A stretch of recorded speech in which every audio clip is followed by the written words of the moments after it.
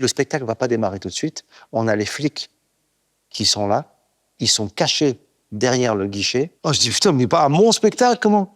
Eh bien, il y a des gars qui sont venus au Déjazé voir le spectacle de Gad Elmaleh qui sont repartis avec des menottes. Bonjour tout le monde et bienvenue sur Légende. Aujourd'hui, on est dans le sud à l'occasion du festival de télévision de Monte-Carlo à Monaco. On en a profité pour installer notre studio et recevoir Gad Elmaleh ici dans le sud. C'est un plaisir de l'avoir.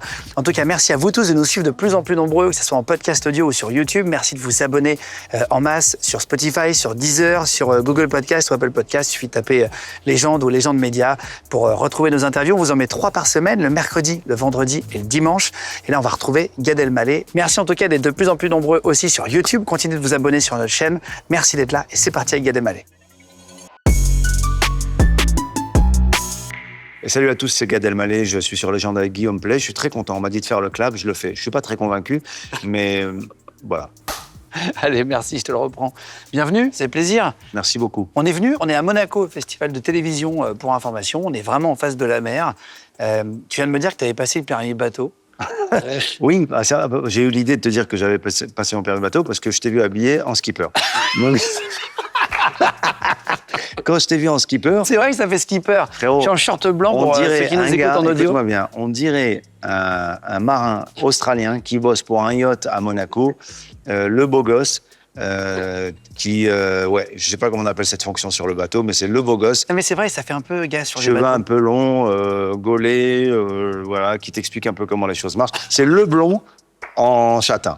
Et t'as passé par les bateaux, tu l'as eu? Guillaume, j'ai eu le permis bateau, je l'ai passé en même temps que mon fils, le grand, qui a 23 ans. Celui qui a eu un petit Noé, merci.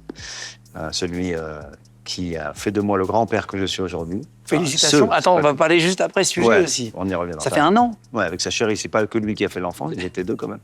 Et j'ai passé le permis bateau. Et alors, le permis bateau, c'est très difficile. Si vous passez le permis bateau, le code, ce qu'ils appellent la théorie, c'est pas du tout le permis voiture.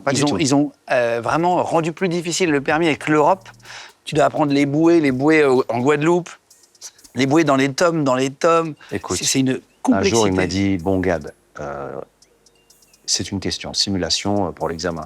Il fait nuit, vous rentrez au port. Vous avez une balise jaune en haut, noire en bas, elle clignote en bas mais pas en haut, et une autre à droite qui est noire en bas, jaune en haut, le contraire, machin. Vous passez à gauche de la balise ou à droite de la balise. C'est ce que je lui ai répondu. Écoutez-moi bien, le soir, je sors pas le bateau.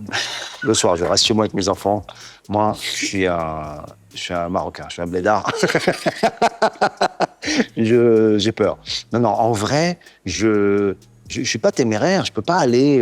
et quand il fait nuit, je sors pas le bateau, quoi. Non, mais bien sûr. Mais t'apprends... Il faut que je loue un... Là, je vais le louer bientôt pour m'entraîner un semi-rigide.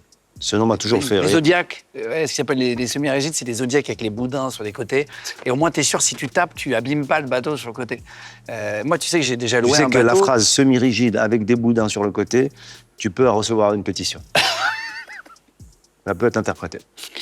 Aujourd'hui, tout peut être interprété. On va revenir aussi sur le fait que tu es devenu grand-père il y a 1 an. Tu as déjà vu l'émission? Ça dure 1h30, c'est un peu plus long que le format d'avant. Je t'avais reçu dans le QG. J'ai vu Danny Boone. T'as vu Danny Boone? Ouais. Ok. Vous êtes pote avec Danny Boone? Depuis très longtemps. Il a démarré avant moi.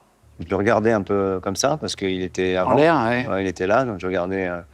Je l'ai été le voir au Tristan Bernard pour la première fois. Il m'avait choqué dans le bon sens du terme, parce que la gestuelle qu'il avait, elle était trop puissante, elle était incroyable. Et moi, je viens de là, du langage du corps. Et la manière dont il alliait, lui, les gags, le one-man show, le langage du corps, c'était tout ce que je voulais faire. Je rêvais de faire ça. Je me disais, waouh, ce mec est trop fort. Et après, on est devenus copains. Et voilà, après, le parcours qu'on connaît, et puis les succès au cinéma de dingo, quoi. Est-ce que tu es d'accord qu'on parle un peu de tout? Le but de l'émission, c'est vraiment de parler de la vraie vie, quoi. C'est de pas faire semblant sur des plateaux. On fait souvent, on essaie de prendre. C'est pour ça que je voulais pas faire le clap, parce que c'est un peu semblant de faire le clap. Mais je l'ai fait parce que tu m'as demandé. Mais ça permet de chauffer les gens qui n'ont pas l'habitude. Toi, tu as plus l'habitude. Mais ceux qui n'ont pas l'habitude, ça les lance un peu, tu vois. Vous êtes chaud, j'espère. Juste, tu nous en reparleras tout à l'heure. On va reparler de ta vie. Tu me dis depuis tout à l'heure qu'il y a des choses dont on va parler tout à l'heure. Je fais les teasings. C'est ma déformation professionnelle de la radio. À mon avis, c'est une technique que lui seul maîtrise, qui est une manière de maintenir les téléspectateurs, les auditeurs. C'est vrai, c'est vrai. Comment tu les appelles? Les amis. Ceux qui nous regardent, nos amis, ouais. Merci d'ailleurs d'être de plus en plus nombreux. On vous le dit Rien, c'est fou. souvent, mais... Moi, je le fais que parce que ça faisait beaucoup de... Toi, rien à foutre. Moi, j'ai vu la liste. J'ai dit, c'est quoi le numéro 1? J'ai dit, je vais chez le numéro 1. On m'a dit, c'est Guillaume Play. Mais c'est le numéro 1. Alors, vas-y. Tu vas se dire. Parfois, il y a le contraire. T'as des potes à toi que t'adores, mais c'est le numéro 8. Tu vas faire ton festival d'humour. Explique-nous ce qui va se passer. Ça Alors, va être mon Jubil. festival d'humour. C'est pas mon festival d'humour, mais je suis initiateur. Si, tu crées, non? Oui, créateur. Attends, c'est chouette aussi. Co-créateur, directeur artistique du festival. C'est un bébé qui est en gestation, en devenir. C'est fou ce projet. Et j'ai eu l'idée de faire ça parce que je suis beaucoup sur la Côte d'Azur avec mon fils qui habite à Monaco, Nice à proximité où j'ai joué beaucoup. Et j'ai eu envie de créer un festival là où je me sentais bien, là où je vis à moitié et là où il n'y en avait pas surtout. Enfin, il y en a, mais pas comme moi je l'imaginais. Il y a des choses qui sont super, il y a des choses en été, même dans les environs. Mais un festival international, ça n'existe pas. C'est-à-dire quoi, festival international? C'est-à-dire qu'il y a des humoristes qui sont un peu de tous les pays. Ça veut dire qu'il y a des humoristes qui vont s'exprimer en anglais sur une scène dans un gala, mais qui viennent de plusieurs pays. C'est très important pour moi de montrer l'humour international, quoi, qui a une forme de fraternité même là-dedans. Parce qu'il y a beaucoup d'anglophones sur la Côte d'Azur. Et bien sûr, la plupart des shows, majorité, ouais. c'est en français, c'est francophone, le gars est francophone. Et pour ça, moi j'aime bien m'associer avec les meilleurs dans leur domaine. Et donc j'ai dit, tiens, j'ai envie de monter un festival, je vais aller voir le numéro 1 des festivals. C'est Grégoire Fureur, celui qui a fait Montreux, celui qui fait à Montréal un festival. Producteur c'est ça? Voilà, que je connais depuis 30 ans. On a commencé le métier ensemble. Et je lui ai pitché l'idée, il a craqué, il m'a dit c'est génial, je sens que tu es habité et sa philosophie, en tout cas sa vision, elle me va. Et tous les deux ensemble, on a une intention claire de faire de ce festival un... C'est pour ça que ça s'appelle Jubil. Moi, au-delà d'un festival d'humour, c'est un grand événement autour de la joie. C'est un grand rassemblement autour de la fraternité. C'est un grand rassemblement autour de l'ouverture sur le monde. Voilà, donc j'ai hâte. 5 au 12 octobre 2025 à Nice. 2025, ouais. Il n'y a pas de site internet au jour du tournage de l'émission, mais quand il y sera, je le rajouterai en cliquable sous la vidéo. C'est super sympa. Tu m'enverras un message, alors, tu me diras. Voilà, donc le site s'affiche. Le site qui n'est pas fait aujourd'hui du tournage sera fait. C'est une vidéo de mytho. Donc c'est un truc de mytho. Alors il y a un site, Guillaume. Il y a un site qui s'affiche au bas de l'écran. Il y aura qui? Tu sais déjà? Non, la programmation c'est trop loin, non? Moi c'est sûr. J'ai confirmé. Oui. Non, j'ai pas encore sollicité les comiques.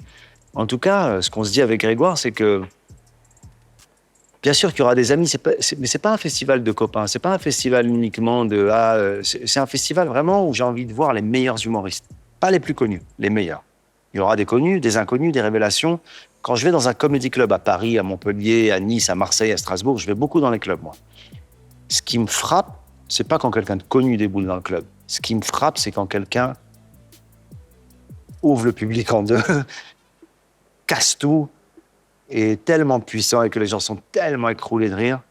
La Redouane Bougueraba un peu là, qui est arrivé dans la nouvelle vague, Ilyes Jadel, il y en a plein. Ouais, Ilyes qui est arrivé. Il y a plein de nouveaux là. Paul Mirabel qui est arrivé. Bon, il faut pas oublier le meilleur. Roman Fressinet. Ah, tu l'adores, Roman Fressinet? Ouais. Il est très bon aussi. Hein. Ben, d'abord, j'ai une grande affection pour lui et il est très, très inspirant. Bon, alors, Redouane, j'adore, hein, mais ils ont deux styles totalement différents. La liberté de Redouane, ce que les gens d'ailleurs ne comprennent pas, hein, de plus en plus, moi, ça me fascine. Il y a beaucoup d'humoristes, même dans notre milieu, qui ont une forme de condescendance ou de jalousie. Mais c'est pas une condescendance sur il fait mieux que nous, c'est une condescendance si on comprend pas.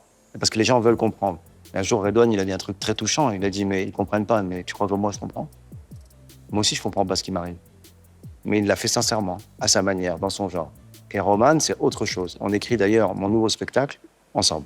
Tu fais beaucoup plus profond qu'avant. J'ai vu une interview d'un gars qui disait que tous les 10 ans, on était un autre homme. Et qu'on changeait, tu vois, de personnalité, d'envie, Dans 10 ans, je reviens. Le gars est devenu fou. Benjamin Button. Ouais, il reprend l'alcool. Non, t'as ce sentiment aussi. Il devient bouddhiste. T'as ce sentiment Cela ou pas? dit, t'es habillé, tu sais, pas comme un skipper, je change d'avis. Comme un mec de secte. Tu sais quoi? Pour moi, Je suis rentré chez Raël il y a 15 Frérot, jours. écoute-moi bien. J'ai- Tu as suis une habillé tout tenue- en blanc pour Écoutez-moi, ceux qui les nous amis. écoutent, hein. Tu as une tenue de gourou balnéaire. Je te jure, écoute-moi. Pour moi, tu es un gourou balnéaire. Tu es un gourou de plage. Ou alors, tu pourrais être un genre de gourou californien, mi-gourou, mi-kangourou, Mi-prof de tennis. mi-prof de tennis. C'est vrai, tu sais pas trop. J'ai Ouais. une tenue un peu particulière. C'est vrai. Non, mais j'ai une sorte Les de gens chemise. l'aiment, ils sont amoureux de lui, ils savent pas pourquoi, c'est un délire. Non, mais est-ce que c'est plus profond, je sais pas ce que ça veut dire. Je me suis pas réveillé en me disant il faut que je sois profond. Je me suis juste réveillé Non, mais t'as en me évolué. disant voilà, ma vie, qu'est-ce que je veux de ma vie en fait? Aujourd'hui, je veux quoi de ma vie? Parce que c'est ça finalement. Je m'interroge sur le sens de l'existence tous les jours de ma vie. Et alors, ça se manifeste au début par des choses qui sont des contrariétés, de l'ennui, de l'ambition, des addictions. Et je m'aperçois que je cherche plus grand que moi, je cherche plus profond, plus sophistiqué, plus complexe. Pas parce que je suis tordu dans ma tête, parce que finalement, j'ai besoin de consistance dans mes rapports, dans les entretiens que je fais. Si je fais pas beaucoup d'émissions télé ou beaucoup de... C'est pas parce que j'ai du mépris pour... C'est parce qu'il faut maintenant que chaque chose que je fais, que je fasse sur ça, ait du sens. Mais même une grosse connerie, il faut qu'elle ait du sens. Ou dans les films, par exemple. Moi, aujourd'hui, j'ai envie de faire soit un film qui a vraiment beaucoup de sens avec de la profondeur, soit un film avec Philippe Lachaud où il me manque deux dents, et je suis au XIVe siècle, et ben parce que ça, c'est la rigolade et ça a du sens. Exactement.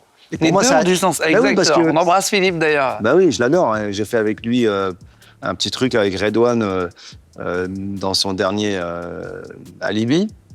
C'était un régal parce que il a le sens De la vanne et tout. de la ouais, vanne ouais. du comique du grand public au sens noble du terme, quoi. Tu vois, il aime les gens, il aime le public, donc il veut les faire rire et il aime les acteurs et il les met en valeur. Moi, j'adore tourner avec lui. Et on a un projet ensemble. Ah, c'est vrai? Ouais, on a un projet, on a envie depuis longtemps de faire un truc. J'espère que ça va se faire, vraiment. Mais la condition, c'est que je veux qu'il me manque des dents. Alors, s'il vous plaît, les associations des gens à qui il manque des dents. Ça n'est Oui, parce pas- que maintenant, on peut. Maintenant, tu peux te prendre des plaintes. Les gens à qui il manque des dents, ça n'est pas une moquerie à votre rencontre. Moi, il me manque beaucoup de choses aussi dans ma vie et vous pouvez y aller charrier. Mais Tu fais attention à ce que tu dis plus qu'avant. On fait tous plus attention. C'est la vérité, tu en vois. fait, c'est pas que je fais attention, Même je dis si- ce que je veux et je désamorce comme je viens de le faire maintenant. Parce que l'association des mecs à qui il manque des dents, si vraiment ils envoient un courrier et qu'on met bout à bout leur courrier et ce que je viens de dire, ils vont passer vraiment pour des gens un peu... pas très... Il faut désamorcer, en fait, chaque chose. Je crois.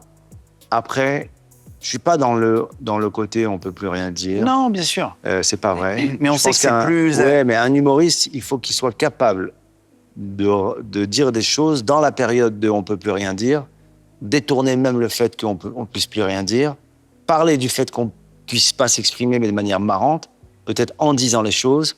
Là, dans mon nouveau spectacle, j'ai envie de dire qu'il y a des choses qu'on ne peut pas dire sur scène. Par exemple, je ne dirai jamais, boum, et je le dis. Et je le juge ce que je dis, mais c'est une forme de... C'est un truc de sale gosse, en fait. C'est une C'est ce manière... que fait Eminem dans son nouveau morceau. Ah Houdini. ouais. Il va chercher, ils ont dit il ne faut pas parler des woke, des LGBT. Il a fait un morceau sur les woke et les LGBT. Il dit si on ne peut pas le dire, je vais faire un morceau dessus. C'est un peu ça. C'est génial. Oui, mais il a Mais- toujours eu ce rôle de sale gosse aussi. Mais c'est bien, je trouve. Et puis, on peut parler de tout. Tu peux parler des woke, des LGBT, tu peux parler des juifs, tu peux parler des musulmans, tu peux parler de... voilà. Alors, que les gens que je n'ai pas cités ne se vexent pas. À toutes les associations. Ouais. Après, moi, je crois, la grande maladie de ce siècle, c'est marrant, Chris Rock, un humoriste américain que je respecte beaucoup, disait, lui, que c'était l'attention. On a besoin d'attention, au sens anglophone du terme attention, le regard. Moi, j'allais dire l'ego, l'orgueil, mais c'est assez proche. Dans ce métier, tu veux dire? Non, dans le monde. En général. Aujourd'hui, ce qui fait que les gens sont plus enclins à porter plainte, mettre au grand jour des affaires.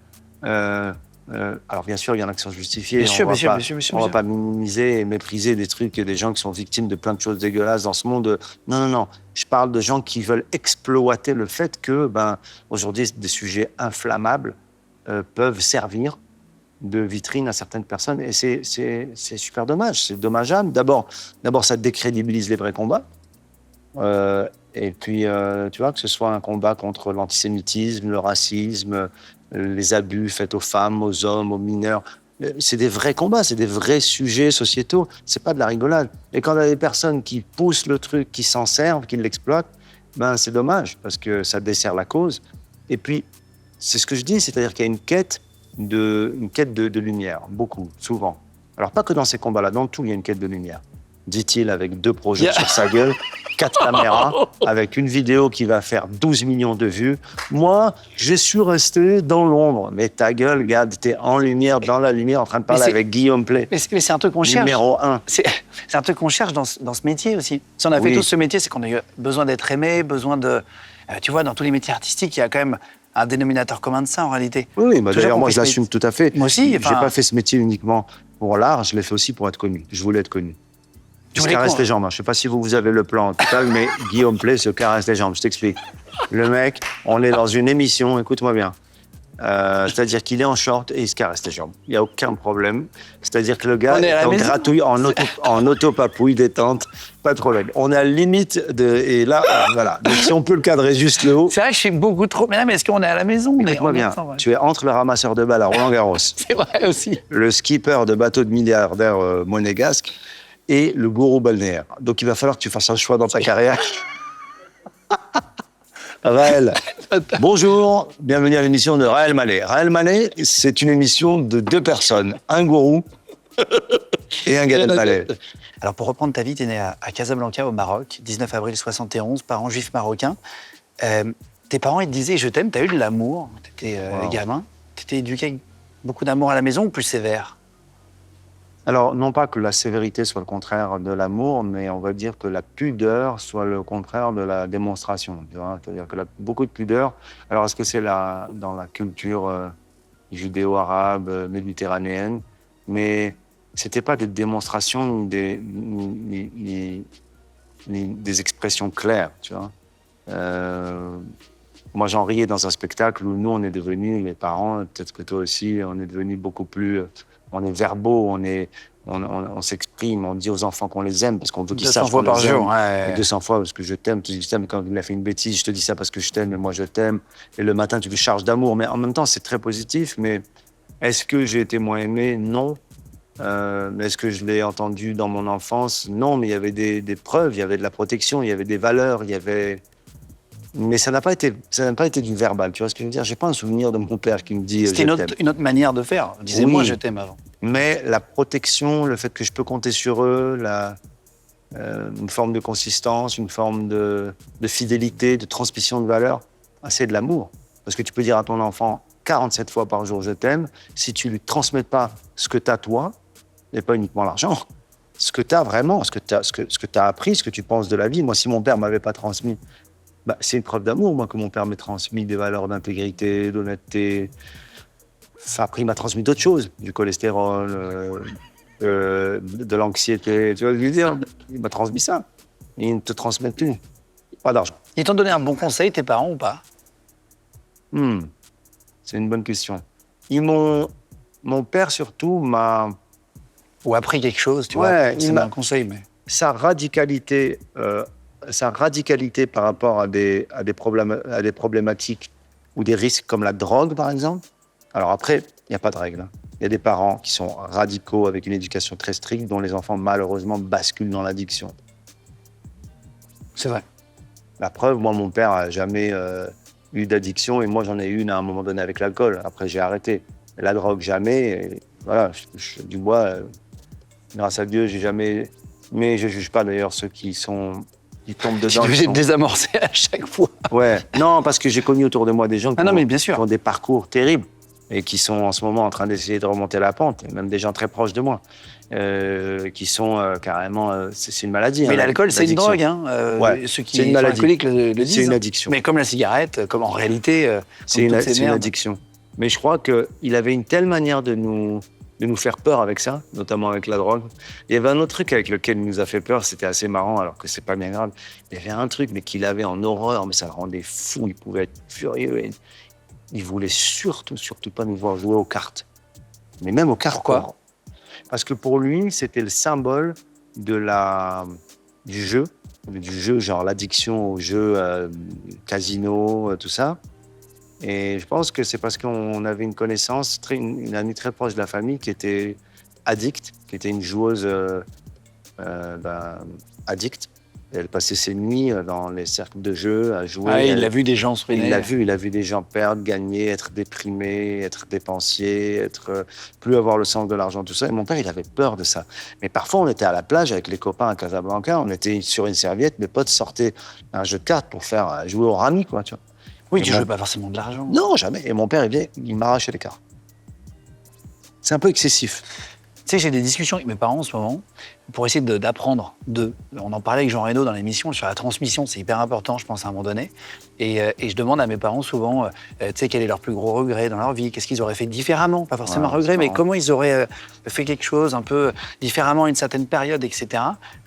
Est-ce que toi, tu sais déjà ce que tu aurais fait? C'est intéressant même pour ceux qui nous regardent. Ouais, alors c'est Qu'est-ce que marrant, t'aurais fait différemment? ça me touche que tu parles de ça avec tes parents, parce que moi, parfois, quand je vais les voir, maintenant, bah, ils sont plus âgés, ils ont 85 ans, je suis assis dans leur cuisine, on déjeune tranquille, et parfois, je pose des questions comme ça.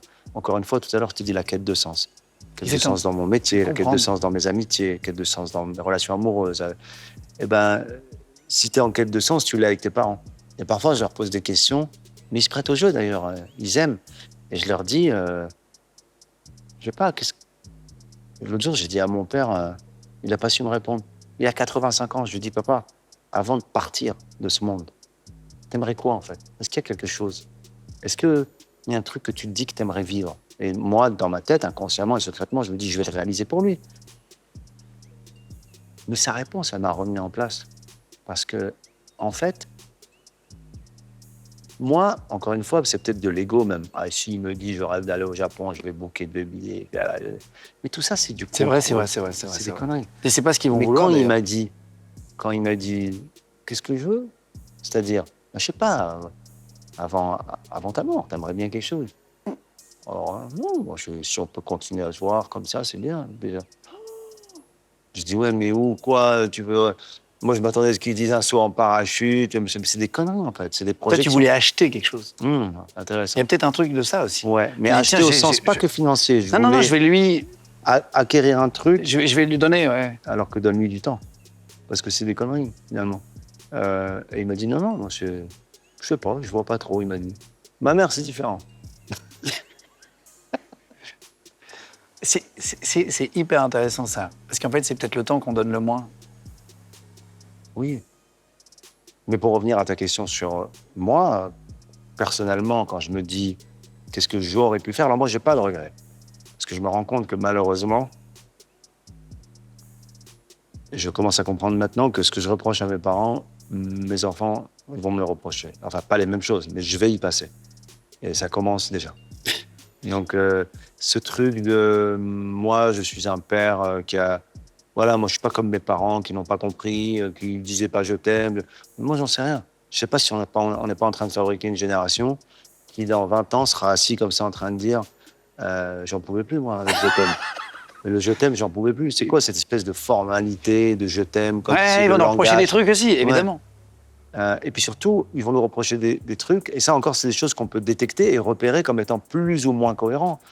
Mais tu vois, Guillaume, il y a des choses qui sont pas cohérentes aux yeux de mes parents et qui le seront pas pour moi. Moi, je suis sûr que mon fils, un jour, va me sortir une dinguerie. Genre, je me souviens, on avait été en vacances et tu avais dit C'est exactement à ça. maman, Il se rappelle d'un truc. au téléphone, non, il va pas. Et le petit, ça l'a marqué. Moi, mon père, il y a des choses qui m'ont marqué, tu vois. Que eux ont oublié d'ailleurs. Mais tu peux pas savoir. Qui est insignifiant Il sait pour même eux. pas. Je vais te donner un exemple. Mon père, hein, il était vendeur dans un magasin de jouets quand on était petit. Donc c'est un truc très schizophrène. Parce qu'à la fois, tu as tous les jouets du Et monde, tu peux mais pas les c'est jouer. toi. Tu peux pas les emmener chez toi. Tu peux pas jouer avec tous. Bon. Mais c'était agréable quand même. Il va en Suisse pour une foire de jouets, tout ça. Il nous ramène des échantillons. Et il me rapporte pour moi une petite boîte de chocolat suisse qui sont des petits cubes comme ça, tout mignons. Et c'est ma boîte de chocolat. Il me l'offre. Ah, papa, c'est génial et tout, c'est ma boîte de chocolat. Il me dit, je vais te la garder dans mon placard. Il avait une armoire qui fermait à clé. Comme ça, personne ne va te les prendre. Ah ouais, papa, garde même. Les jours passent, les semaines passent, et moi, je veux mes chocolats, quoi. Mais lui, à chaque fois, il me dit après. Et finalement, 1 an ou 2 ans après, j'ai toujours pas mes chocolats. Et il m'avoue, il ne sait pas me dire. qu'un jour, ils étaient avec des potes à la maison, ben, il ne savait pas quoi leur servir, il a ouvert la boîte de chocolat. Ce qui, en soi, n'est pas grave. Bien sûr. Tu t'es senti trahi après? Il me l'a caché. Ouais. Et il m'a pas donné mon chocolat. Écoute-moi, j'ai pleuré comme s'il m'avait fait la plus grande trahison. Et le pauvre, mon père, il était là, il me disait, mais Gadou, il m'appelait Gadou quand j'étais petit, Gadou, je vais t'acheter tous les chocolats que tu veux. Non, c'était ma boîte, tu m'avais dit que tu la gardes et tu m'as menti, tu l'as donné à d'autres personnes et pas à moi. Mais non, mais mon fils, mais c'était parce qu'ils étaient là et tu sais, c'était la fin du repas, ils sont restés et puis c'était pour être gentil avec eux, mais je suis désolé, je vais te trouver la même boîte. Non, je veux pas la même boîte, je veux cette boîte. J'étais comme un dingue et je m'en souviens toute ma vie, quoi. Et maintenant, tu te D'ailleurs, je ne me pardonnerai jamais. Non, mais tu vois, c'est pour te dire et mettre en valeur ce côté super arbitraire et super perso. En fait, c'est la singularité c'est ta perception. Tu vois, dans le couple, il y a ça aussi parfois. T'es en couple. T'as l'impression que t'es dans le vrai, mais t'auras toujours l'impression d'être dans le vrai. C'est le Non, mais principe de 2 ans plus l'humain, tard, l'impression d'être dans le vrai. 2 ans plus tard, ta compagne qui te dit, le jour où dans la voiture, tu dis quoi? Pardon. Mais non, Et ça, c'est exactement ma femme. Elle va se rappeler d'un truc insignifiant d'il y a... Mais je crois pas insignifiant. Non, il y a des personnalités, effectivement, c'est pas insignifiant pour elle. En fait, Stanislavski, la formation de l'acteur, l'école américaine, enfin, la formation de l'acteur studio aujourd'hui, il disait un truc, il dit, tu ne sais jamais ce que tu dégages, tu ne te rendras jamais compte vraiment de ce que tu dégages, et notamment en couple, ou pour le public, ou pour tout. Tu as toujours une perception biaisée de ta personnalité. Je rajouterai une autre citation d'un chorégraphe qui s'appelle Balanchine, qui disait un truc génial. L'image que tu vois dans le miroir, quand tu te regardes dans le miroir, c'est l'inverse, non? C'est pas toi. C'est l'image de toi en train de te regarder. Et je trouve ça tellement fort. C'est pas ton image. Vrai. Parce que quand tu te regardes dans le miroir... Ouais, tu prends pas un peu la même position. Bah, c'est vrai. Tu vois un mec en train de se regarder. Est-ce que ça t'est déjà arrivé de découvrir dans des rushs d'émissions ou même dans des films de famille, toi qui marches de dos, en film de dos? Ouais, je suis d'accord. C'est un choc. C'est un choc. Parce que c'est le dernier endroit que tu contrôles, c'est comment tu marches quand t'es de dos. Ouais. Tu vois? Moi, parfois, même chez le coiffeur, il veut me montrer ma nuque. Je dis non, je veux pas voir ce qu'il y a derrière. Arrête. Déjà, je vais m'occuper de devant, là. J'essaie de gérer devant. Et moi, quand je marche, et on m'a montré des films de moi qui marchaient, on me montre de dos, mais je dis, je marche comme ça. Et c'est comme la voix. Là, on a conscience qu'on est enregistré. On parle. Le simple fait qu'on sait qu'on est enregistré, alors qu'on modifie pas notre voix, ça nous va. Si je t'enregistre sans te le dire... On parlera pas pareil. Non, mais c'est vrai, t'as totalement raison. Et que je te fais écouter, c'est vrai. tu vas dire « Oh, la voix que j'ai, c'est terrible ». En fait, c'est simplement dans ta tête, quand tu sais que t'es... Enregistré. Moi, si tu m'avais pas dit que ça tournait, j'aurais pas changé ma voix. Je serais pas en train de parler comme ça. Mais le fait de savoir que ça tourne, dans ma tête, je me dis « C'est bon, je valide, je suis au courant que ça tourne ». Dans mon nouveau spectacle, il y a un moment comme ça où je raconte qu'on vieillit, voilà, les mecs ont vieilli, et la perception qu'on a de nous physiquement, elle n'est pas la perception que les autres ont. Et encore plus, des filles plus jeunes que nous. Je m'adresse aux cinquantenaires et je dis, les gars, arrêtez de penser qu'avec une fille de 20 ans de moins que vous, 30 ans de moins que vous allez paraître plus jeune. C'est le contraire. C'est l'annonce d'un vieillissement. Quand t'as plus de 50 ans, tu mets un t-shirt moulant avec une tête de mort en paillettes, tu annonces... Je le vois très bien, celui-là. Tu annonces. Quand t'as plus de 50 ans, t'as jamais été sportif et tu dis je prépare le marathon de Paris, tu vas mourir d'aider. Il faut arrêter. Et donc je raconte que j'ai été boire un verre avec une fille beaucoup plus jeune que moi, et la perception sur moi n'est pas la même que celle qu'elle avait de moi, et c'est une histoire vraie que je raconte. Et moi je suis en train de boire un verre avec elle, et à un moment donné je lui fais un regard de beau gosse, mais qui pour moi est un regard de beau gosse. Je fais ça, tu vois, sauf que les années ont passé, tu vois, je fais mon regard de beau gosse. Et je te jure, je fais ça, et elle me fait « Ah, Louis de Funès ». Elle croit que c'est un jeu où elle doit deviner des têtes. Et moi, j'ai fait une telle tête. Alors, je suis fan de Louis de Funès, mais je n'avais pas la tête de Louis de Funès au moment où je l'ai fait. Mais la perception qu'on a de nous... Elle est biaisée. Elle est biaisée. Et d'ailleurs, je crois qu'il faut plus, mais c'est difficile, dans la vie, en couple. Alors, je ne donne pas de leçons, devant un gourou en plus. Je crois qu'il faut plus aller vers l'idée que ce qu'on fait en représentation, en échange, en émission, faut plus laisser exister la conséquence de ce qu'on est. La conséquence de toi plus moi, ça donne quoi? Ça donne quoi cet échange? C'est la conséquence. On ne peut pas tout contrôler. Quand je vais sur scène, j'essaye, et c'est dans ma prière d'ailleurs, avant d'aller sur scène, Je dis, Seigneur, donne-moi la force, non pas de faire des trucs de fou, mais d'aller trouver ce qu'il y a déjà en moi ce soir. Et que je puisse aller le retrouver encore une fois. Parce qu'il y a des jours où tu ne peux pas aller le chercher. Et tu es à bout. Et puis tu puises dans tes réserves et tu ne l'as pas, tu n'as pas l'inspiration. Mais tu ne demandes pas un truc de fou, tu demandes à pouvoir être connecté à ce que tu as déjà. C'est un bon sujet, ça. On va y revenir juste après, sans faire de teasing, mais... On est passé au jour du Seigneur, on est passé à dimanche, jour du Seigneur, en 2 secondes. Bienvenue sur KTO, les gars. Bienvenue sur KTO. Aujourd'hui, je reçois le Frère Play. Le Frère Play en replay, c'est l'émission. Juste pour terminer sur Combien de fois on te l'a fait, celle-là, le replay et tout? J'avais une émission qui s'appelait le Replay. En Oui, plus, mais avant, oui, pas c'est pour ça que longtemps, je dis mais ça. ouais, souvent. C'était plus PlayStation et Playmobil. En fonction de l'évolution dans les années, tu sais, j'ai eu des différents jeux. Ouais. Oh là là. Comment ça s'appelait? Ah oui, Comment s'il ça vous plaît. s'appelait Monsieur S'il Play. vous plaît. S'il vous Oh plaît. là là. Ouais. C'est une Mais c'est plaie. pas grave, en vrai. C'est une plaie. C'est pas méchant, ouais. Ah non. Ouais, je m'en fiche. Les gens pensaient que c'était un pseudo. Pendant des années encore, il y en a plein qui me demandent mon vrai Moi, nom. pareil, on me demande mon vrai prénom. Et je dis, les amis, C'est vrai ouais. Il y a ça, et les Américains souvent me disent Gad. Gad is short for what? Ah, Genre, c'est un diminutif. Et je dis, non, c'est... Oh, really? OK. Et bon, non, Gadriel. Je sais pas. Gadinic. Pour finir sur les parents. Gadéric. Est-ce que tu t'es rendu compte que tu n'avais pas donné assez de temps? On parlait parfois des moments où on se retourne, ou pour les enfants. Est-ce que, parce que tu as une vie à 1000 à l'heure, et je suis bravo pour ça. Tu as marché très fort dans ton métier, donc tu t'es accompli en tant qu'homme. Et c'est un vrai sujet, tu sais, de donner le curseur comme une table de mixage et dire à chaque fois où tu montes un peu le curseur famille, enfant, fils, parents. Wow. Et c'est très difficile d'être équilibré sur tout. Et est-ce que quand on a une vie à 1000 à l'heure, on est obligé de baisser certains curseurs, de remonter d'autres à d'autres moments? Ouais. Est-ce que tu as eu ce sentiment-là aussi de ne pas voir assez tes enfants Il y a beaucoup de choses dans cette question. Il y a beaucoup de choses dans ce que tu dis, parce que je pense... Alors, il y a des phases, il y a des séquences dans la vie. C'est un long film avec plein de séquences. Dans l'histoire, elle est faite de plein de séquences.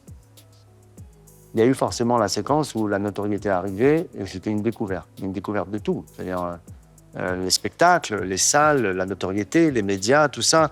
Et quand quelque chose t'arrive, tu dois le traiter, entre guillemets. Tu ne peux pas juste dire, ça y est, on me reconnaît dans la rue maintenant, bon, je vais retourner à ma vie de famille. Ta vie de famille, elle est affectée. Ça ne veut pas dire que tu ne t'occupes pas de tes enfants, mais ça veut dire qu'à un moment donné, tu peux être moins connecté à eux. Et donc, tu voyages énormément. Bon, je dis, c'est une banalité. Après, on est plutôt privilégié parce que, voilà, il y en a qui ont ça avec d'autres métiers que le show business. Et c'est pas que la notoriété qui te coupe de tes enfants. Tu as des métiers, et j'ai autour de moi des gens qui font d'autres métiers qui n'ont rien à voir, où ils ne voient pas leurs enfants souvent, et ça m'a même consolé quelquefois. Alors c'est con, on cherche toujours... Je ne suis pas seul, quoi. Ouais, on cherche toujours ceux qui font moins, pas ceux qui font plus. Mais c'est vrai qu'il y a eu des séquences dans ma vie où c'était plus compliqué. Mais j'ai compris aussi un autre truc, le fameux dicton, si jeunesse pouvait, si vieillesse... Non, si jeunesse savait, si vieillesse pouvait, tu vois. Moi, j'ai compris des choses aujourd'hui, ça m'a tellement enseigné. Il y a des choses que j'ai un peu lâchées et que je maîtrise plus. C'est très bizarre. Plus tu vieillis, plus... Ça, c'est le vieux sage. Mais c'est vrai. Non, mais c'est intéressant d'écouter, tu vois ça. Tu vois, il y a... Par exemple, moi, je faisais des tournées à 6 dates par semaine, parfois 7, toute l'année. Et ça m'a cramé, ça m'a vidé, ça m'a... C'est combien de dates par an, maximum, beaucoup, tu te rappelles, d'une centaines. grosse année? Ah, je sais plus, mais... Plus de 200 dates? Oui, tu fais le calcul, donc c'est 6 dates par semaine, tu vois. C'était non, fou. mais l'été compris, Tous tout les festivals d'été, j'étais... Tes vacances, tes fêtes, ta famille? Écoute, pendant des années, tous mes anniversaires étaient sur scène. Bon. Quasiment tous les 31 décembre. Beaucoup de Noël. Mais aujourd'hui, non, c'est fini. Parce qu'aujourd'hui, j'ai décidé qu'il y avait une semaine de travail et une semaine pour ma vie de famille, pour mes enfants, pour ma petite fille, pour mes 2 garçons, pour moi aussi. Parce que si j'ai envie de donner, si j'ai envie d'être performant, si j'ai envie de durer, il faut que je pense à moi, à ma santé physique, mentale. C'est équilibré, ouais, bien sûr. T'as raté des anniversaires? Il y a eu des anniversaires, pas à toi, hein, mais à un de tes enfants, où tu t'es dit, mince, là... Alors, je suis malheureux, tu vois, dans la chambre d'hôtel. Rarement parce que c'est dans mon planning et mon équipe le sait. Mais il y a dû en avoir un ou deux parfois où j'étais... Parce que je pouvais pas faire autrement. Et je m'en voulais tellement. Mais il faut pas s'en vouloir. Parce que d'abord, c'est le travail, c'est la vie. Et puis, ça n'arrive pas qu'aux artistes, pas qu'aux gens connus. Bien sûr. T'as des hommes et des femmes qui doivent être au boulot et qui peuvent pas assister un jour à... Tu vois, là, par exemple, c'est marrant. Dans quelques jours, il y a un spectacle de fin d'année de mon fils. Mais ce jour-là, j'ai un spectacle, moi aussi. Ça m'a donné une idée de sketch. Je dis, je suis frustré de ne pas aller au spectacle de fin d'année de mon fils parce que j'ai moi-même un spectacle. Mais ce jour-là, franchement, le spectacle que j'aimerais vivre, c'est celui de mon fils. Ah oui. Mon spectacle, je le connais. Et j'ai envie d'être spectacle. Mais je ne peux pas parce que c'est pas dans la même ville, c'est loin. Lui, il a un spectacle. Il a mis son spectacle. Raphaël, c'est ça? Qui a 11 ans aujourd'hui? Ouais, 10 ans. Et il a mis son spectacle au même horaire que le mien. Et c'est vraiment marrant, comme. Tu vois? Mais c'est pas grave. Parce que sa maman va y aller. Parce que il sait que je pense à lui, il sait que je suis en tournée, parce que je suis là, parce que... Et le grand, pareil. Et c'est pas parce qu'ils sont petits qu'ils ont besoin de plus d'attention. Et on aurait tendance à penser que parce que les enfants grandissent... Non, moi, j'ai envie d'être connecté à ma famille. C'est ma famille. C'est mon fiston Noé qui a 23 ans. Et alors, il est grand, je suis super fier de lui, il est papa, il produit de la musique avec un talent incroyable, il a sa vie, mais c'est mon fiston. J'ai envie qu'il ait son papa, voilà, comme... Il est papa à 23 ans. Ouais. Donc t'es grand-père à 50... T'as été grand-père à 52? 53, ouais. 52, 53, ouais. Non, elle est née en juin. Ouais. Elle est née en juin? Elle a eu 1 an, là. On a fêté son premier anniversaire il y a quelques jours, dans le sud, là. Est-ce qu'on aime plus, discussion que j'ai eue avec des grands-parents déjà, est-ce qu'on aime plus, encore plus, ses petits-enfants que ses enfants? Je crois que c'est pas le terme aimer plus, c'est qu'il y a un vertige. Ah oui, de dire waouh. Non, mais il y a un vertige dans l'amour pour les petits-enfants qui provient de, alors inconsciemment, hein, du fait que, comme il n'y a pas les charges, alors il y a des devoirs, bien sûr, parce que tu es un grand-père, tu es une grand-mère, tu as des devoirs, mais tu n'es pas dans le quotidien avec les charges qu'il y a, donc l'amour est décuplé et il y a une forme de vertige, ça devient quasiment que du plaisir, en fait. C'est un cadeau. Moi, c'est une grâce, même, je dirais. C'est une vraie grâce que j'ai reçue. C'est un truc fou. Et les grâces, ça existe. Et ça, c'en est une, en tout cas, que j'ai reçue. Et tu fais différemment avec ta petite fille qu'avec tes fils à l'époque? Peut-être, ouais. Et je dois avouer que, alors, là, elle est toute petite, donc je n'ai pas encore... Oui, t'as pas encore d'interaction. Mais quand elle va grandir, on va faire des activités et tout. Je pense que je vais délirer un peu, quoi. En termes d'amour, tu veux dire? Non, on va se déguiser, on va pas aller à l'école. Attends. On va manger des bonbons toute la journée, on va pas aller à l'école. Tu prends ton fils, tu lui dis attention à ça, attention. Tu dois avoir envie de lui transmettre, là. C'est le moment où tu transmets le plus. Non, mais je fais que ça. Alors, on échange énormément avec mes 2 garçons. Ils sont dans des passions différentes. Le petit, lui, c'est le sport automobile. Il est complètement passionné par ça. Et moi, je dois dire, encore une fois, avec tout le respect pour toutes les associations de sportifs automobiles, que c'est pas à la base, c'est pas mon truc. Il n'y a rien de mal à dire que voilà. Bien sûr, tu peux pas tout J'ai aimer. pas été éduqué là-dedans, je connais pas. Mais au-delà du fait que j'y ai pris goût, là, je pars demain aux 24 heures du Mans. J'étais au Grand Prix de Silverstone. Bah oui, bien sûr. Et aujourd'hui, grâce à ton métier, tu peux accéder à des endroits et tu peux les emmener et leur faire kiffer. Mais c'est tellement bien. Tu peux pas savoir, parce que ça, encore une fois, ça a du sens. Tu vois, c'est marrant que tu mentionnes ça, Guillaume, parce que c'est bien de dire ça, parce que quand tu as de la notoriété, eh ben, tu as de la chance. C'est une chance d'être invité dans des bonnes conditions à un match de Roland-Garros, tout ça. C'est incroyable. Mais j'irai jamais à un événement que parce que je suis connu et on m'a invité. C'est parce que je veux en profiter dans tous les sens du terme. Moi, je suis passionné de tennis, mais vraiment fan. J'adore le tennis, ça me passionne depuis que je suis gamin. Au Maroc, j'ai joué sur terre battue. Je jouais pas très bien, mais j'ai toujours été fan. Quand j'ai été invité la première année à Roland-Garros, j'ai dit, mais c'est tellement cool, c'est tellement une chance, puisqu'il m'offre quelque chose que j'aime. Si tu m'offres un tour en... un saut à l'élastique... Ouais, un truc que t'aimes pas, ça m'intéresse pas. Même, d'ailleurs, on m'a proposé de faire un tour dans une voiture de course, tout ça. Merci, j'ai peur. J'ai peur, j'ai pas envie. C'est des opportunités, en fait. Mais tu vois, pareil pour le foot. Moi, je suis pas foot. J'ai appris le foot, j'ai été connecté avec le foot, avec le grand, avec Noé. Lui, il était fan de Lyon. On faisait des voyages pour aller voir Lyon. Le jour où Zidane est venu me voir à l'Olympia, je ne voulais qu'une chose, c'est une photo avec Zidane pour la montrer à mon fils. Euh, c'est, c'est, euh, Là, j'ai reçu un maillot d'Mbappé pour mon fils. Ça a été une fierté immense, quoi. J'étais trop joyeux, j'étais en mode fan, quoi. Parce que je sais la joie que ça procure. Et, et d'ailleurs, quand je reçois des choses d'artistes pour mes enfants, ça me remet un peu les pieds sur terre et je me dis, ben, fais toujours et donne. Et quand on te demande, prends conscience que c'est important pour certaines personnes. Ça prend pas beaucoup de temps, donne-leur.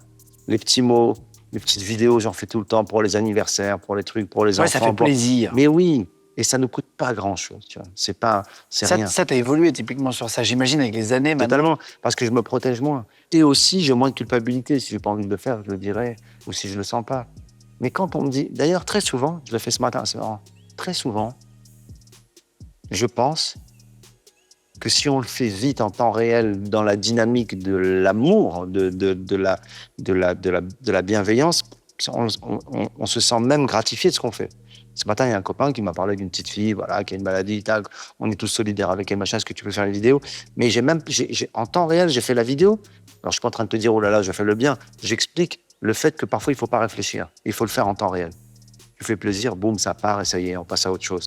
Tu commences à réfléchir, pourquoi, l'image, non, attends. Je sais pas, c'est bizarre, quoi. Avant de continuer l'interview, j'ai pris tes rumeurs sur Internet, les rumeurs un peu drôles.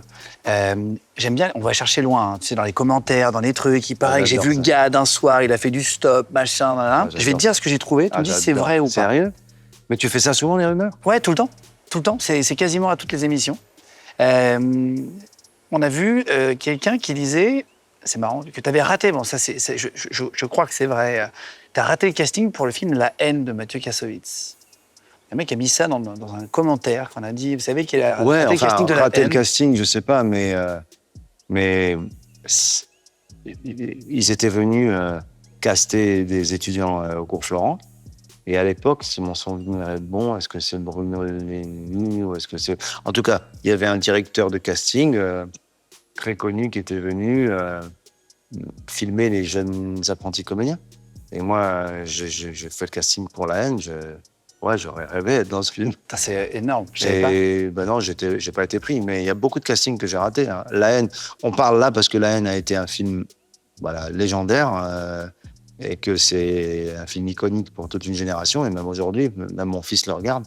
Mais il y a beaucoup de castings que j'ai ratés dont on parle pas, quoi. Je sais pas pour quel rôle d'ailleurs. Bah, peut-être pour le rôle de Vincent Cassel. Tu as eu un casting très désagréable. Tu sais, un peu gênant. On en a fait aussi. Ouais, mais tu peux pas savoir.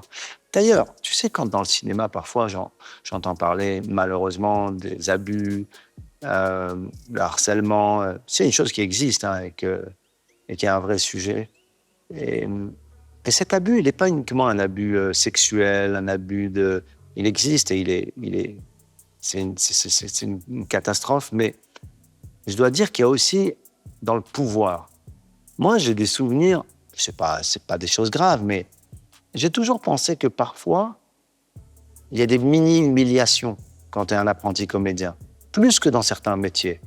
Alors, ça fait partie du métier, tu te renforces, mais quand même, quand tu es jeune, quand tu as 17 ans, 18 ans, tu arrives dans un bureau de casting, on te parle mal, on te dit tu vas là-bas, non, c'est pas vous. Un jour, il y a une directrice de casting qui a dit devant son assistante, parce que j'étais arrivé au rendez-vous, la directrice de casting est sortie de son bureau, elle m'a même pas dit bonjour, elle a dit à son assistante en me montrant, bah, qu'est-ce qu'il faut, pourquoi tu me... Bah, c'est pour le rôle de... Bah, en me montrant, bah non, mais ça va pas du tout. Oh là là. Et moi j'étais là, genre, quoi? Bah non, mais regarde-le, c'est pas du tout le... vraiment, je t'ai dit, le profil qu'on cherche, machin, ça c'est pas machin, et elle est repartie. Ah, j'étais humilié. Ah, je me disais, mais waouh. Ouais, c'est dur, c'est dur. C'est un métier où il faut de l'ego et en même temps, ton ego. Mais cette directrice de casting, c'est marrant. Je l'ai croisée quelques années plus tard. Et moi, j'avais toujours dit le jour où je la croise, parce que maintenant, que j'ai réussi, je suis connu, je lui dirai, je serai machin. Elle m'a croisé. Elle a été toute gentille. Elle m'a dit, je suis tellement fier de ton parcours. J'ai rien dit, j'ai rien osé. Ça sert à rien. Ça sert à rien. Et je suis passé. Mais moi, je sais. Pareil, j'ai des souvenirs. J'étais au cours Florent et parfois, ils cherchaient des figurants. Bon, parfois, ça se passait bien aussi, hein, c'est top. C'est grâce au cours Florent que j'ai été figurant dans la pièce de Roger Planchon, grâce à Anne Soisson, grâce à Hervé Briot, grâce à Roger Planchon, Avec Stéphane Fraisse, j'étais figurant, je tenais un chandelier comme ça pendant des mois et j'étais fier. Et c'est grâce à eux. Mais j'ai un autre souvenir, par exemple. Je suis étudiant au cours Florent en art dramatique et on nous dit cherche figurant pour téléfilm sur Arte, telle réalisatrice, rendez-vous à telle heure à la piscine de Pantin. Ok, bon, piscine de Pantin, j'y vais. Et là, je sais pas par où il faut aller, je monte et puis il y a la réalisatrice avec son équipe, les techniciens qui sont en train de dîner sur la cantine. Et moi, timidement, tu vois, j'arrive, j'ai même pas 20 ans, tu vois. Bonjour, excusez-moi, c'est pour la figuration. Et là, tu as la réalisatrice qui est... Mais va demander aux gens, là, mais elle me parle mal, quoi. Bon, pas grave, je suis un peu humilié. Je descends, je dis, est-ce que c'est vous qui vous occupez? Oui, tout le monde en maillot, vous sautez dans la piscine. Ah, il faut être en maillot? Ouais, il faut être en maillot, ouais. Mais on m'a pas dit, en fait, qu'il fallait être en maillot. Enfin, bah non, si t'as pas de maillot, c'était pas payé. Et là, je vois 30 jeunes qui sautent dans la piscine. Et ils vont démarrer la scène, sauf que la scène, c'est dans 2 heures. Ils sont déjà dans la piscine à attendre. Et moi, je vois ça, je dis... Et là, j'ai la boule au ventre. Je me dis, mais qu'est-ce que je fous là? Pourquoi je suis là? En fait, je suis parti. J'ai pris le métro, je suis rentré chez moi à la place Stalingrad à l'époque. Ce métier est tellement dur. Ah ouais. Et puis, ouais. Ta mère a demandé un visa à Donald Trump pour toi? Non, c'est une vidéo qu'elle a faite, ça, c'est marrant. Un jour, c'était un peu compliqué parce qu'il fallait avoir un permis de travail pour aller travailler aux États-Unis. Et un jour, ma mère, dans une réunion de famille, elle dit, mais demande à Trump. Je dis, mais de quoi tu parles, maman? Et puis on rigole là-dessus. Donc il y a une vidéo, il y a une story qui a été vue par beaucoup de gens. Et donc c'était plutôt une blague, en fait. Il y a des cambrioleurs qui auraient volé 8000 DVD à toi dans un hangar. Ah oui, c'est vrai. Ça, c'est vrai? Ouais. J'ai vu quelqu'un qui disait un gang de cambrioleurs aurait volé 8000 DVD de GAD dans un hangar. Ils sont allés chercher des DVD. Ouais. Ça me rappelle un truc assez marrant. Et t'as dû chier dans une poubelle aussi, mais ça, je sais pas si ça... Le jour où j'ai appris les DVD ou... Non, écoute... Il y a des rumeurs dans tous les sens. C'est fou, pas grave, les rumeurs. Non, mais c'est des trucs drôles, tu vois, là, je t'ai plaidé. Non, mais il y a un truc un jour, il faut que tu saches, qui est vraiment très intéressant. J'ai oublié le nom de cette émission. Est-ce que c'est... Ah, j'ai oublié, c'était des enquêtes, pas des enquêtes, mais ils allaient en live, ils étaient presque en live chez les gars qu'ils arrêtaient, quoi, tu sais, les flics, avec des caméras, quoi. Ils rentraient, ils défonçaient la porte. Il n'y a plus ça maintenant en France, c'est interdit. Bon, des perquisitions, quoi. Et moi, j'ai ce souvenir, c'est mes débuts, je commence à être connu. J'ai 2 souvenirs comme ça qui sont assez intéressants. Et moi, je suis en train de regarder l'émission. J'aime bien ces émissions-là, les enquêtes criminelles, j'adore. Et là, je vois le truc et tout, machin. Et là, le gars, il défonce la porte. Ils arrivent chez le gars qui vont chercher, ils sortent les menottes, ne bouge pas. Le mec, il est en train de regarder mon spectacle. Mais non, c'est pas vrai. Je te jure. Il y a la jaquette du DVD. Le gars, il est en caleçon comme ça. Énorme. Il regarde la vie normale. Mais j'ai eu un sentiment tout mêlé. Oui, parce que tu dis, il est sympa, j'aime bien. Parce qu'il j'ai dit, c'est gentil. Et voilà. Une autre histoire comme ça, je joue au théâtre des Jazés. Et il y a Jean Bouquin, le directeur légendaire du théâtre de Jazés, qui a créé le pantalon pâte d'éléphant, d'ailleurs, à l'époque de Brigitte Bardot. Et qui me dit, le spectacle ne va pas démarrer tout de suite. On a les flics qui sont là. Ils sont cachés derrière le guichet. Ils sont à la recherche de gens qui ont volé des cartes bleues et qui ont payé des billets pour votre spectacle. Donc, ils m'ont mis au guichet. Et dès que je vois des numéros de tickets finissant par nanana, je fais un petit signe.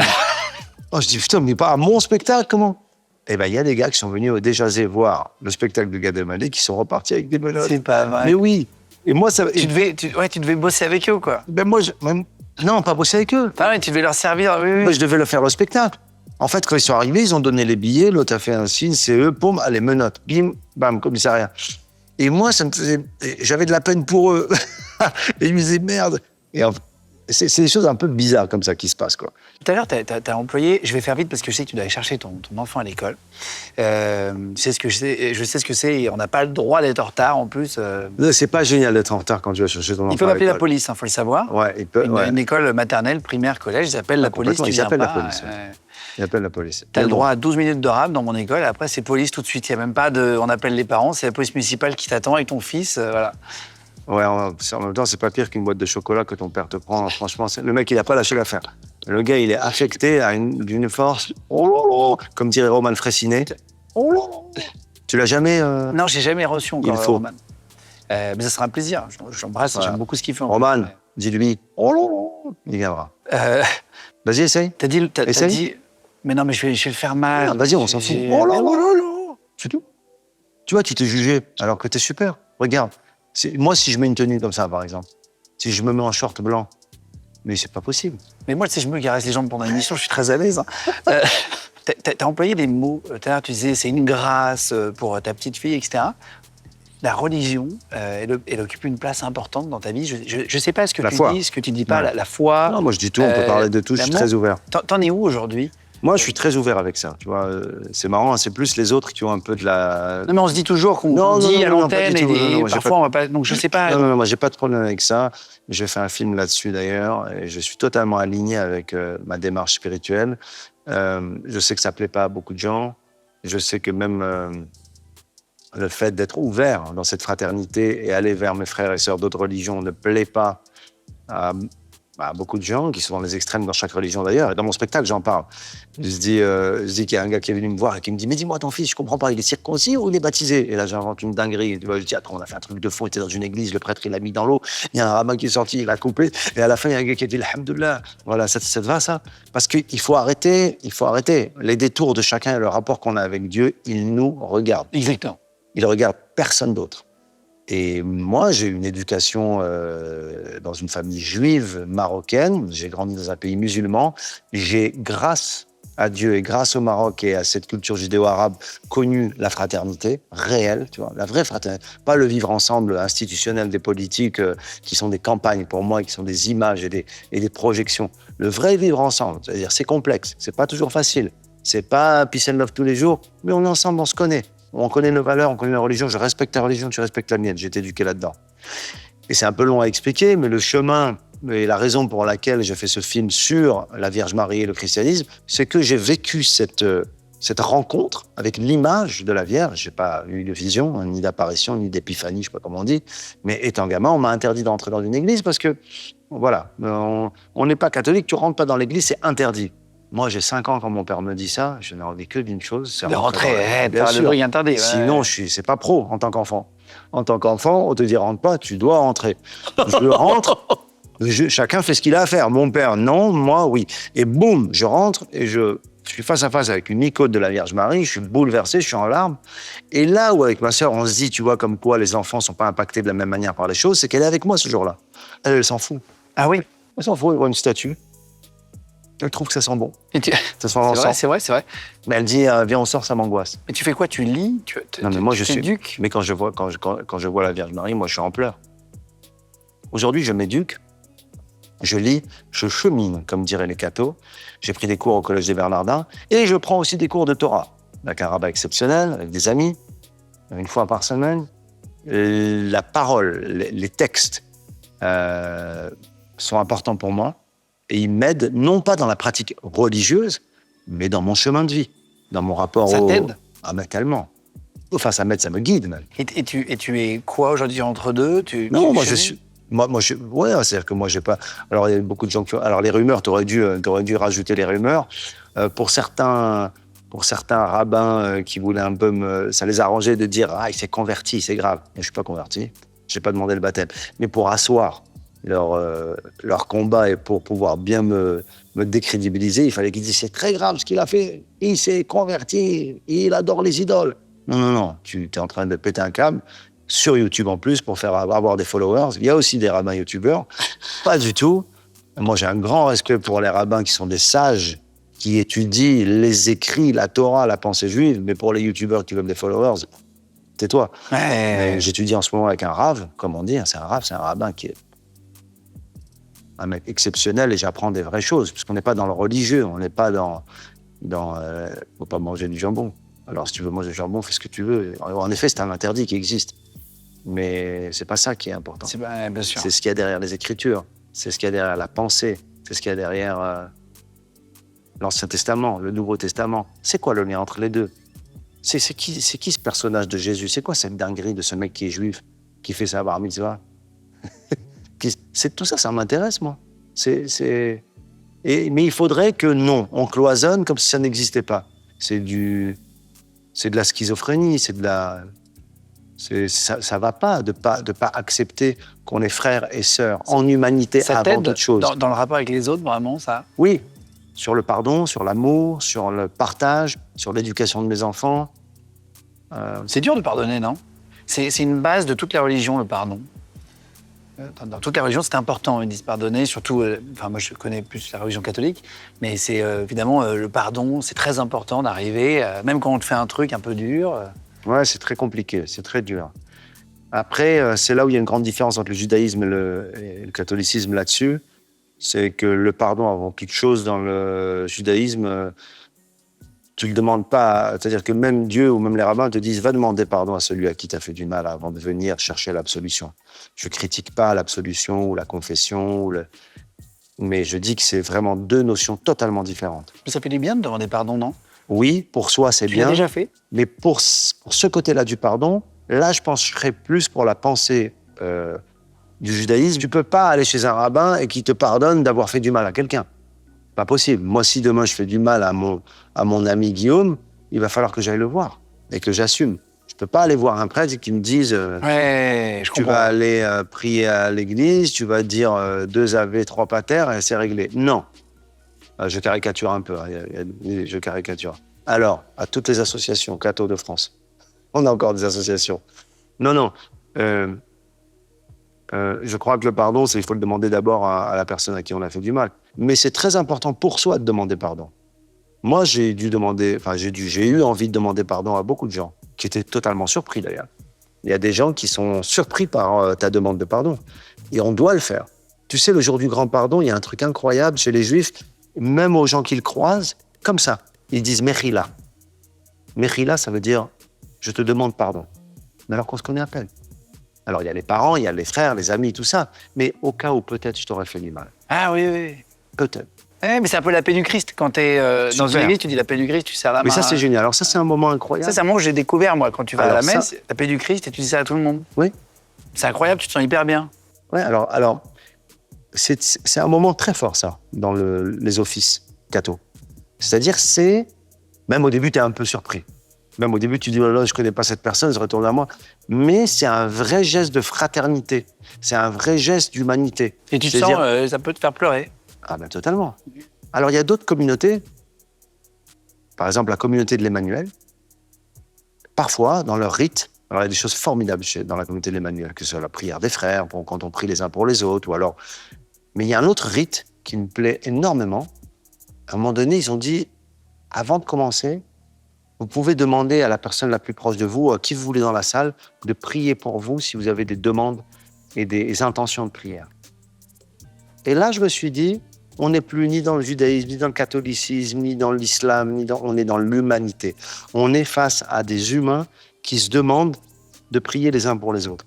Et en vrai, si on pouvait inventer, même un jour où on peut faire ça, même dans un dialogue interreligieux, si on pouvait même à un moment donné avoir, non pas une nouvelle religion, mais si on pouvait même se dire, tous, frères, sœurs en humanité, si on pouvait prier les uns pour les autres, waouh! Ouais, je vois ce que tu veux Ça, dire. ce serait un truc tellement fort.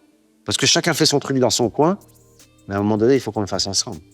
Il nous reste 3 minutes. Ah là. bon? Après, il faut que tu partes Après, tu vas prier pour moi. chercher dans le hein. Mais tu sais quoi? Je te pardonne. Pour terminer, tu m'as parlé de l'alcool tout à l'heure, je ne savais pas si on allait en parler.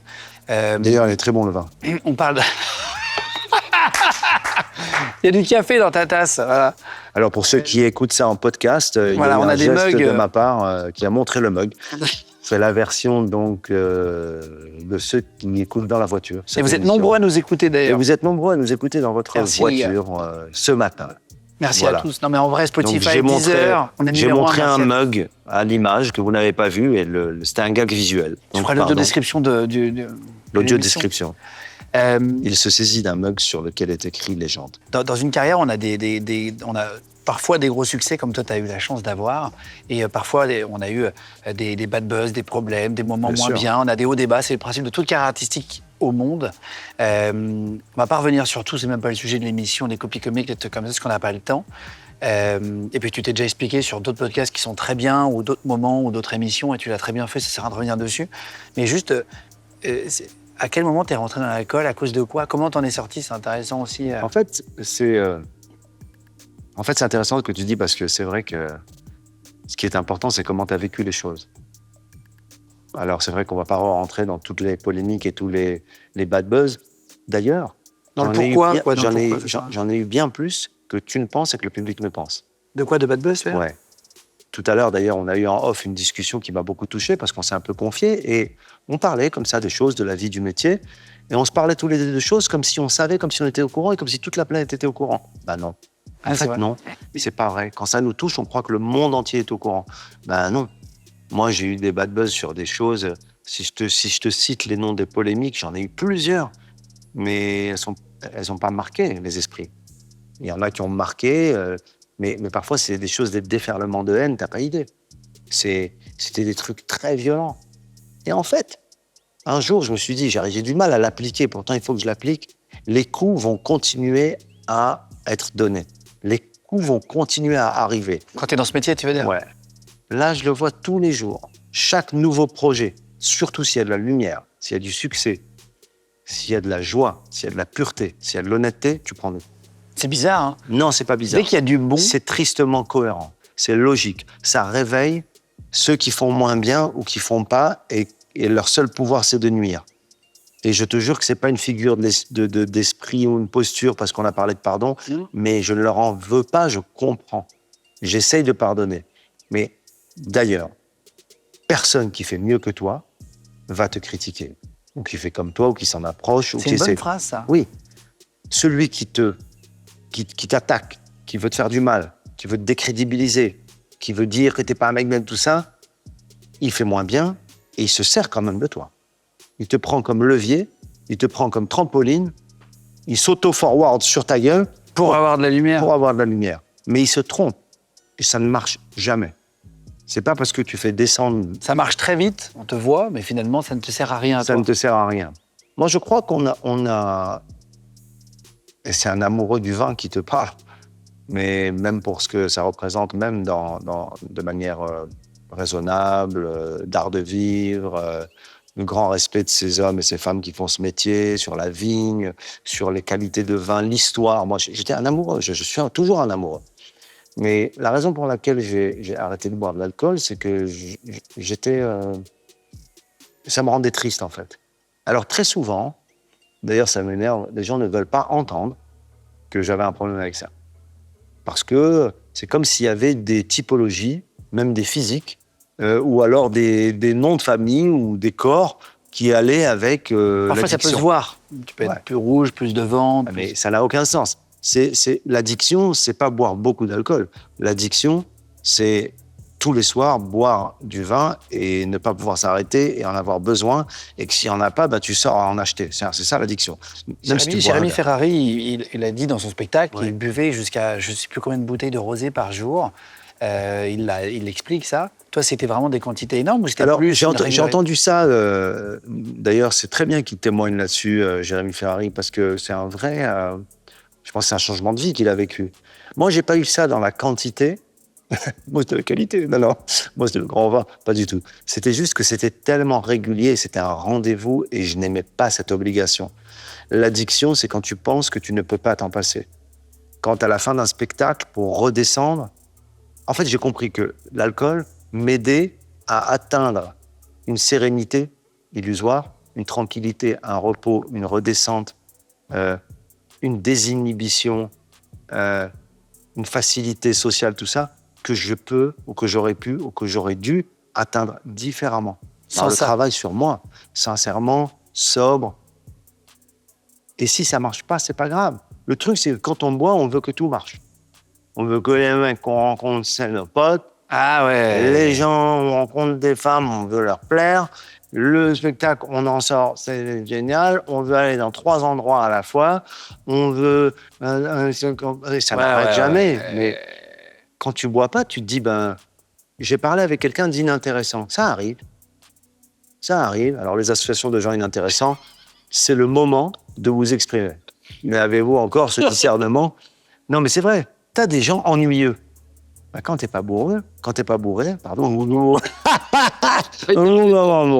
Non, mais quand t'es pas bourré, quand t'es pas bourré, putain, À la tienne. ouais, arrête les conneries, les jambes, on va déchirer. Ce que je veux dire par là, c'est que quand tu es à une soirée, dans une soirée aujourd'hui, et que tu es sobre, tu vis ce que tu as envie de vivre et ce que tu dois vivre. Ouais. Et que si t'es pas bourré, tu passes 10 minutes à parler avec quelqu'un, si tu as fait le tour et que cette personne ne t'intéresse pas, ou que tu sens que toi, tu l'intéresses pas, parce qu'attention, ça va avoir les deux sens. C'est vrai. Un mec bourré, c'est chiant quand il écoute des gens, mais c'est chiant aussi quand toi, tu te mets à parler à eux. Ouais. Et moi, j'ai pu être ce mec-là. Hein. Un peu lourd, tu veux dire, avec Ah oui, l'alcool, moi j'ai pu être lourd. Alors après, c'est pas mon tempérament dans la vie parce que je suis pudique et j'ai de l'orgueil et je veux pas qu'on me voie. Mais ça a pu m'arriver. Oui, on se rend jamais compte de ce qu'on... Oui, j'ai pu dégager un truc un peu, genre. J'ai pu. Et, et puis tu fais des conneries, et puis c'est faussé. Même la séduction. Alors moi, j'étais un grand timide quand j'étais enfant.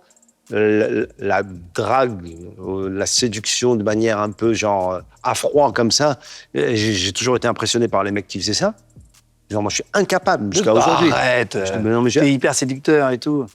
oui, mais il faut que je rentre, il faut que le contact soit établi. C'est-à-dire que, d'ailleurs je vais être très clair avec ça, hein. Moi la notoriété ça m'a beaucoup aidé.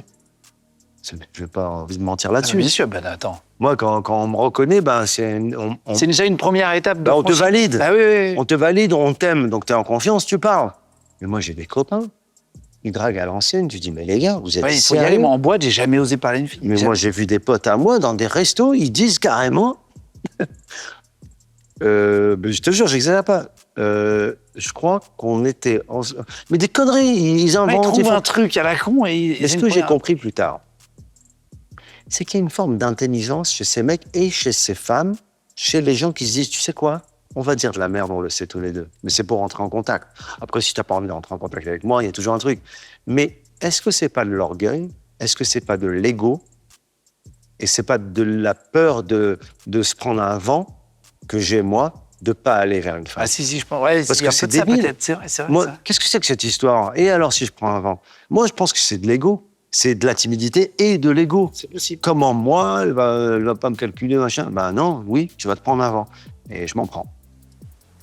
Comment ça va aujourd'hui? Bah ça va. Même si on a toujours tendance à dire ça va. Et, Il y a une blague là-dessus, il y a une blague juive dessus. Il y a un mec qui appelle sa mère, il lui dit « Ça va, maman ?»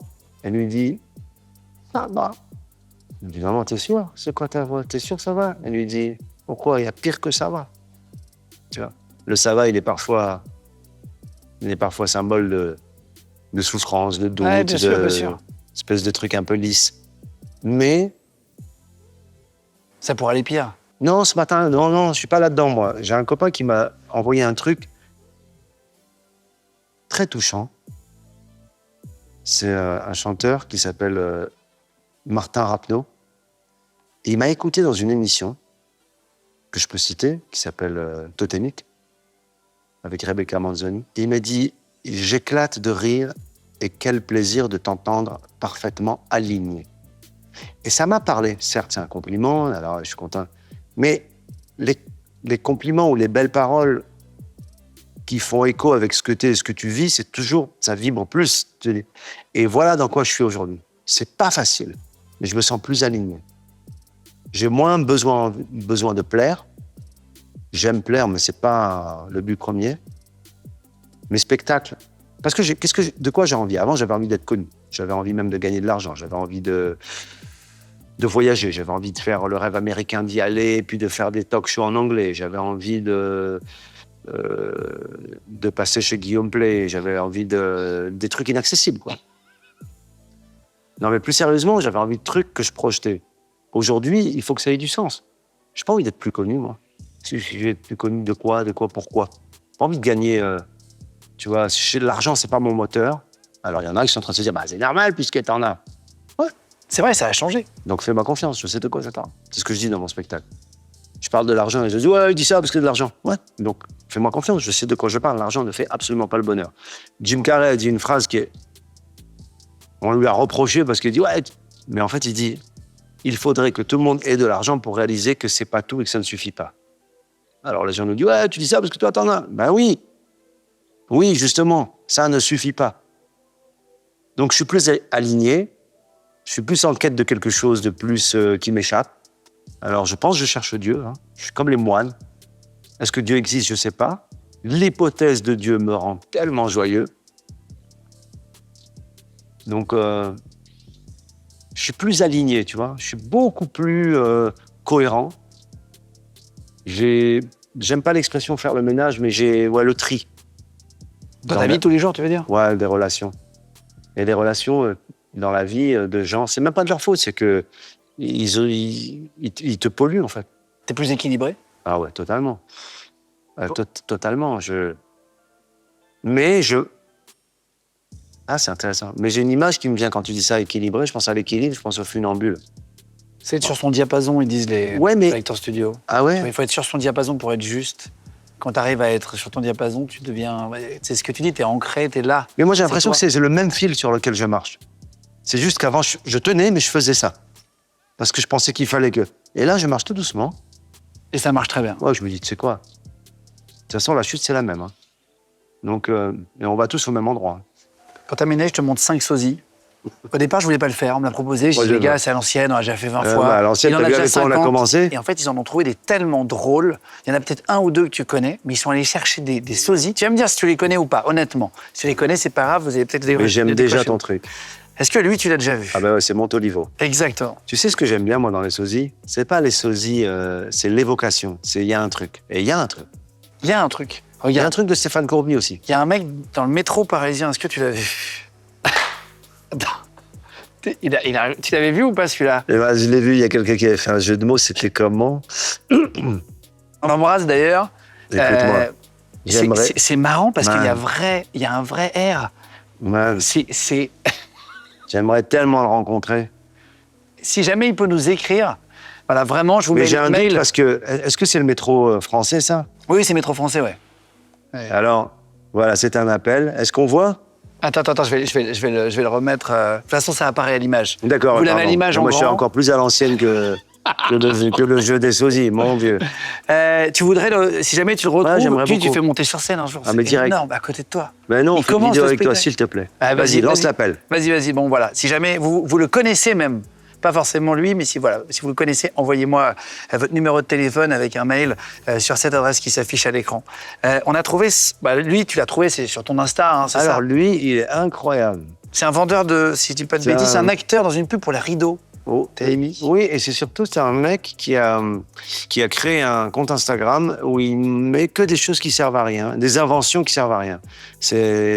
Voilà. Attends, j'en ai plusieurs pour terminer rapidement. Je vous l'ai mis aussi sur Instagram, vous pouvez nous suivre sur Insta, et on avait fait un appel. Vous nous avez envoyé, lui c'est un député, un ancien député français, Julien Aubert, il a un air... Il y a un tout petit air. C'est très léger, tu vois, il y a un tout petit truc. Mais c'est super. Il y en a qui nous a envoyé Mohamed Haroussi. Et moi, je ne trouve pas du tout. Voilà. Non, pas du tout. Version rock et version... ouais. Alors...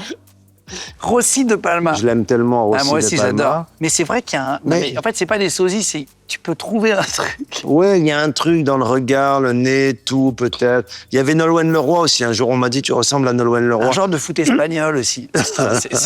Non, mais attends, il y a un air, c'est marrant. Toi, tu dois plus le voir, non? Non, mais je vois, mais c'est très marrant. Les gens nous ont envoyé, vraiment merci à vous tous d'ailleurs. Je voulais même pas le faire, ça, au départ. Parce que je me suis dit, tiens, ça fait vraiment à l'ancienne. Alors, il y a un gars, à un moment donné, qui se présentait à des élections municipales, mais qu'est-ce que c'était marrant. Ah, mais oui, bien sûr. Tu l'as vu? Oui, bien sûr. Un rebeu, non? Ouais. Ouais, bien sûr. Celle-là, elle a tellement tourné que je l'ai pas remise. Ah, ouais. Avec des frisettes et tellement tourné. C'est tellement marrant, tellement marrant. Je vous remets le lien pour terminer en cliquable, et dès qu'il y aura un site, je vous le mettrai en cliquable sous la vidéo pour Jubile, donc le Festival d'humour international qui sera du 5 au 12 octobre 2025 à Nice. Qu'est-ce qu'on peut promotionner d'autre? Le Dôme de Paris, c'est mon nouveau show, et donc c'est début 2025. Et c'est le spectacle lui-même que j'ai écrit avec Roman Fressinet, et qui est, je pense, mon spectacle le plus intime. Donc en janvier 2025, février 2025, le Dôme de Paris. Je vous mets l'affiche qui apparaît à l'image. Voilà, et pareil, le lien cliquable, si vous voulez prendre vos tickets directement, je vous le mets comme ça sous la vidéo, ouais, voilà. en dessous. Merci d'être venu. Je leur donne rendez-vous alors. Bah oui, complètement. Merci Guillaume. C'est bon, on a 9 minutes de retard. On a 9 minutes, je vais aller chercher mon fils. Merci d'être passé. Merci infiniment. C'était chouette. Et merci pour la thématique. Merci pour les vêtements. Je vais vous mettre aussi le lien. Si vous aussi vous voulez être habillé comme un gourou, ramasseur de balles de Roland-Garros, skipper de bateau de milliardaire monégasque, vous pouvez aussi cliquer sur le lien. C'est guillaumeplaytoutenblanc.com. Merci à tous d'avoir été avec nous. Sur les gens, notre prochain invité, c'est... Je sais pas encore. On sait jamais. Tu sais, on tourne et après on essaye d'équilibrer les semaines. Roman Fressinet, j'espère pour vous. On en met 3 par semaine, mercredi, vendredi, dimanche. Merci d'être de plus en plus nombreux. Merci Gab. Très bon. On se retrouve très vite de toute façon. Merci à vous tous d'être de plus en plus nombreux et de faire de Légende le plus gros podcast de France sur toutes les plateformes et tout. Donc merci beaucoup à vous tous. Bravo. Ça nous touche beaucoup. Bah, c'est vrai. Bah oui, c'est incroyable. Congrats. Je suis trop content. Tu sais, on est une vingtaine seulement par rapport à des médias digitaux. Je pensais qu'il y avait plus de gens qui nous écoutaient. Bah écoute. À travailler. Salut à tous les 20 personnes. Voilà. Salut les gars. Ah ouais. Merci à toute l'équipe d'avoir préparé l'émission aussi. Et d'ailleurs, attendez, je le fais à chaque fois, je vais le faire aussi. Il ne faut pas que j'oublie. Je vous fais une vidéo juste pour vous montrer le setup, voilà, à quoi ça ressemble et montrer un peu toute l'équipe. Voilà, il y a Sébastien qui était là-bas en train de filmer, Jules qui est derrière la caméra, Morgane, le CM qui faisait taire les gens quand ils passaient dans le couloir. Voilà. Benjo derrière la caméra, Thibaut qui est derrière la caméra aussi, et puis Claire qui nous a maquillés. Merci beaucoup. Gros Merci, bisous Claire. à tous. Merci. Parce que ce matin, j'étais un peu fatigué. Elle nous a sauvés. Bisous tout le monde. Merci. Ciao. Allez, magnifique. Thank you, guys.